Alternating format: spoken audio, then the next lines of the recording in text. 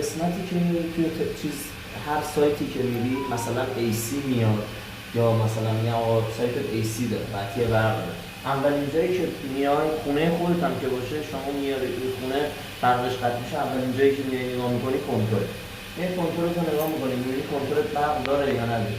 کنتورت برق نداشت، حالا فازمتر یا حالا مولتیمتر فرقی نداره، میای ولتاژت رو میگیری یا حالا با فازمتر میزنی میبینی برق داره. برق ورودی، یه برق ورودی داریم که از قبل کنتوره که اداره برق از تیر داده به برق ورودی. مثلا میشه توی اینجا برق ورودی ما ببینم اینه، کابلش رو دنبال میکنی ببینی کدوم کابل رفته بیرون، مثلا از اینجا این کابل رفته به سمت بیرون، یعنی این برق ورودی میاد. این برق ورودیه، بعد میاد برقی که وارد کنتور میشه که دوباره بالاشه، بعد میاد کنتور خروج، فیوز خروجی که یه فیوز خروجی که از کنتور اومده اینجا و اینجا رفته به سمت رک. برق رو چک میکنی، همه قسمت‌ها رو اول از برق ورودی که از تیر اومده چک میکنی ببینی برق داره یا نه.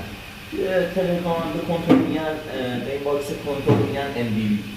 این از این تا اینجا.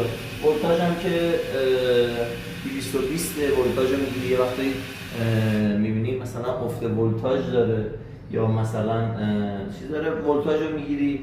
اگر یه وقت میبینی یه تجهیزات آمپر میکشه، آمپر کابل رو دونه دونه کلم رو میندازی دور کابل چیز، دونه دونه دور کابل رو میندازی، آمپرش رو میگیری ببینی وقتی لازمه که آمپر بگیری یا اینا. این هم از این پس شد MDB. تا اینجا فعلا داشته باش، میریم بالا.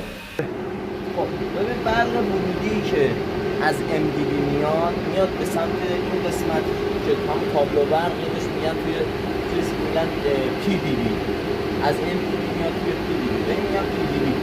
ما یه برق ورودی داریم که از MDB میاد که اینه نوشته ببینیم توش هم اکثرا لیبل داره که AC MDB به PDB، یعنی برق از MDB اومده به سمت PDB که به این تابلو برق باشه.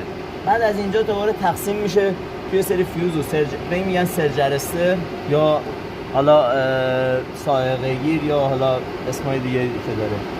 و این وظیفش اینه نوسان‌های شدید برق یا حالا سائقه یا هر چی که باشه نوسان شدید برق رو میگیره و میسوزه موقعی که برق نوسان شدید داره.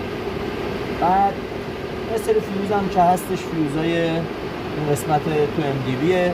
یه وقت مثلا باز میبینی پایین فیوز هست، بالا AC داری، قطعی برق اومده برات، میای اینجا میبینی فیوز از اینجا تریپ کرده افتاده، میای چک میکنی فیوزش رو میبینی داغ کرده، داغ نکرده، داغی انداخته، وقت میبینی فیوز آمپر کشیده، یا یه وقت میبینی از زیر این سوچه